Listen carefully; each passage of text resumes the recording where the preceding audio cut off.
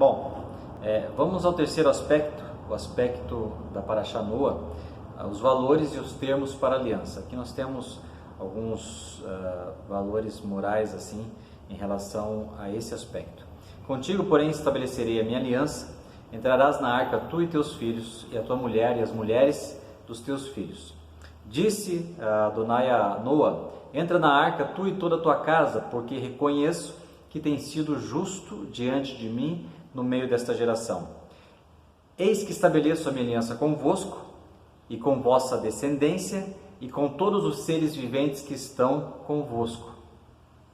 Disse o Eterno: este é o sinal da minha aliança que faço entre mim e vós, e entre todos os seres viventes que estão convosco, para perpétuas gerações, e porei nas nuvens o meu arco, e será por sinal da aliança entre mim e a terra. Gênesis 6, Gênesis 7 e Gênesis 9 são versos, são momentos que nós verificamos esses valores da aliança. Aqui princípios importantes para nós. A menção da aliança indica uma realidade de aliança. Isso aqui se aplica totalmente para as nossas relações com o Eterno. As indicações que Ele tem nos dado, as prerrogativas que Ele tem nos dado, as indicações, as orientações, os apontamentos que Ele tem nos dado, que realmente procedem dEle e procedem da Sua palavra e do Seu Espírito, então, nesse sentido, isso terá que se aplicar, isso vai se aplicar, certamente. Aquilo que Ele disse, aquilo que Ele referiu a você, aquilo que realmente veio dEle, então, isso vai realmente se estabelecer. Foi isso que aconteceu com Noa. O Eterno indicou para ele que haveria uma aliança, e essa aliança foi feita. É óbvio que houve um procedimento correspondente de Noa, ele correspondeu, ele obedeceu com a construção, se dedicando à construção daquela arca. Então, ali se estabeleceu a aliança. O pressuposto para a nossa aliança é andarmos como justos. Foi assim com Noa. Estabeleço a minha aliança com você porque você tem andado como justo diante de mim no meio desta geração. Então, o pressuposto para a aliança é o posicionamento de justiça, é andarmos como justos. Nós sabemos que através da obra de Yeshua, o nosso Mashiach, nós fomos colocados numa nova configuração de justiça. Ele sofreu todo o juízo a fim de que nós fôssemos feitos, nós nos tornássemos a justiça de Deus. Rabi Shaul, o apóstolo Paulo, insiste com isso, com esse tema, nas suas cartas e no seu ensino em relação às igrejas, especialmente aos romanos. Ele insiste com esse tema. Nós fomos inseridos nessa configuração de justiça. Eu sou a justiça do Eterno, na terra. Então, aqui o pressuposto para a nossa aliança é andarmos como justos, mas vice-versa também. Eu sou justo, por isso eu posso ter a minha aliança estabelecida, no caso de Noa. Agora, para o nosso caso, nós temos uma aliança, por isso temos a condição, temos a capacitação para andarmos como justos. Sim, Aqui mais um ponto, a implicação para a aliança é a nossa obediência. Foi isso que aconteceu com Noa. Ele obedeceu e aí se estabeleceu a aliança. Ele obedeceu até o fim em personificar, em encarnar aquela mensagem, e aí se estabeleceu a aliança entre ele, sua descendência e toda a terra. A aliança não foi feita por causa da oferta, mas a oferta foi feita porque Noa era justo. Então Noa, logo depois do dilúvio, faz a sua oferta a Adonai. Ele não fez a oferta para ter uma aliança, ele já teria essa indicação de aliança, já havia uma prerrogativa para aliança, e ele faz a sua oferta. Aqui uma orientação importante para nós. Não temos que fazer ofertas, não temos que sacrificar para obter as benéfices, os benefícios, a contrapartida do Eterno. Nós já temos uma aliança com Ele. Nós não oferecemos para requerermos coisas, reivindicarmos coisas. nós ofertamos, ou sacrificamos, ou adoramos, ou servimos, ou somos justos, porque já temos essa aliança, né? Então ofertamos porque Ele é digno de receber, né? Não obstante, ou então caso contrário, isso traria para nós uma configuração de idolatria, por exemplo. Então, se eu oferto para receber o benefício, então isso se configura idolatria, e o Eterno não trabalha assim, né? Não se relaciona conosco assim, ok?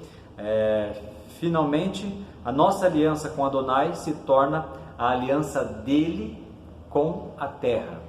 A nossa aliança com ele se torna a aliança dele com a terra.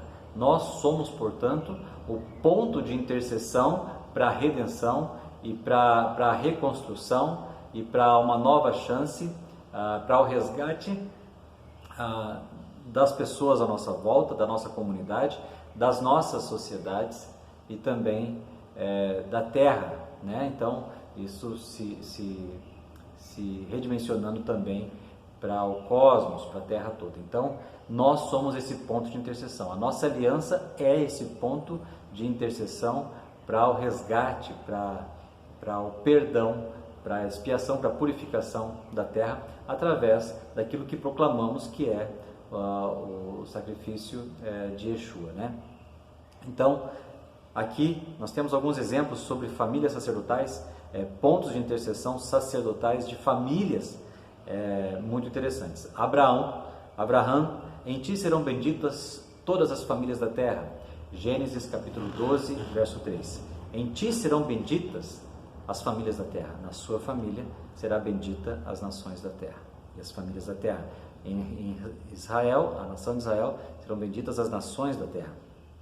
Lot, Gênesis 19, por amor dos 10 justos ali em Sodoma, não destruirei Sodoma, né? Naquela intercessão de Abraão, não necessariamente pela sua família, pela sua parentela, que era Ló, mas usando o ponto de intercessão de Ló, ele intercede por Sodoma e por Gomorra, né? Havendo ali o justo Ló e a sua família, por amor desta família, por amor desses justos, por favor, não destrua Sodoma, não destrua Gomorra. Essa foi a intercessão de Abraão, se utilizando como intercessão, objeto de intercessão, a própria família de Ló, ali como justos em Sodoma.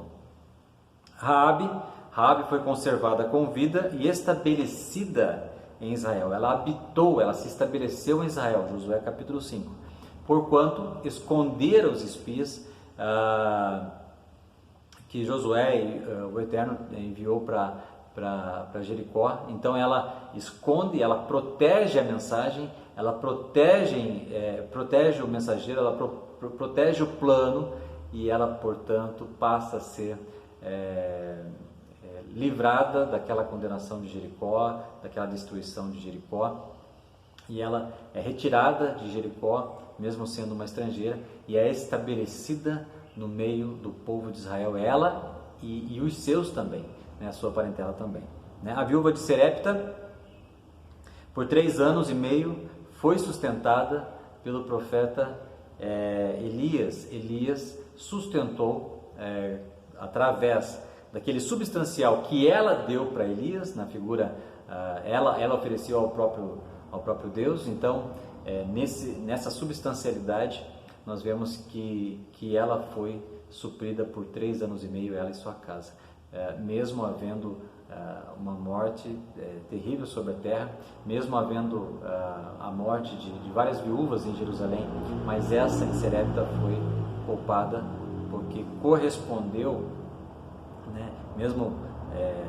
com um substancial muito pequeno, ela correspondeu a esse plano do Eterno e foi livrada. A Sunamita, a mulher Sunamita, que cuidou do profeta Eliseu e Geazi, né? Num ano abraçarás o teu filho, 2 Reis capítulo 4, verso 16. Num ano abraçarás o teu filho. O que podemos fazer por ela? Geazi, ela é uma mulher poderosa, está estabelecida no meio do seu povo, mas observamos que ela não tem um filho. Então, num ano ela estará com um filho nos braços, e isso se deu. Então, esse cuidado do Eterno para com a nossa família, a nossa prole e a nossa descendência também. Então é muito especial isso, muito interessante.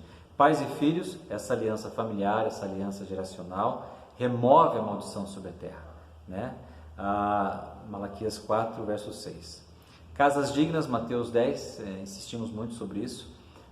Os discípulos, os apóstolos sendo enviados, emissários de 2 em 2, as casas que os recebessem, sobre estas casas eles deveriam estabelecer a sua shalom, e nesta casa deveriam ficar ali, se estabelecer ali por um tempo, e desta casa tocariam as cidades. Desta casa tocariam os enfermos, libertariam os cativos, pregariam o evangelho do reino nesta cidade. A partir desta casa, a casa que não fosse digna de receber aqueles emissários, aqueles discípulos, então sobre eles próprios, sobre os próprios emissários, retornaria a sua shalom, mas eles teriam que deixar aquela cidade por causa daquela casa que não foi digna deles. E aí foram orientados ali a bater a poeira das sandálias dos pés, e haveria menos rigor para Sodoma e Gomorra no dia do juízo do que para aquela cidade. Então, a promiscuidade de Sodoma, numa equivalência, ela é menos importante para o Eterno do que a falta de dignidade, a indignidade daquelas cidades por causa da indignidade daquelas famílias que não reconheceram os emissários, não protegeram os mensageiros, tampouco a mensagem. Então, essa casa determina o azar de toda aquela cidade. Então, essas casas são casas sacerdotais para a cidade. A casa de Lídia, mais um exemplo aqui, Atos 16, dentro da casa de Lídia, na sala da casa de Lídia, nasce a igreja de Filipenses, porquanto ela porque ela cuidara do mensageiro, cuidara do apóstolo Paulo, né? Nós sabemos através da história. Então, Paulo foi cuidado por Lídia e ali nasceu a igreja de Filipenses. Então, um aspecto bastante importante, esse aspecto dos valores e os termos para aliança. O terceiro aspecto da nossa Parashá, Noa, porção Noé. Até o próximo aspecto.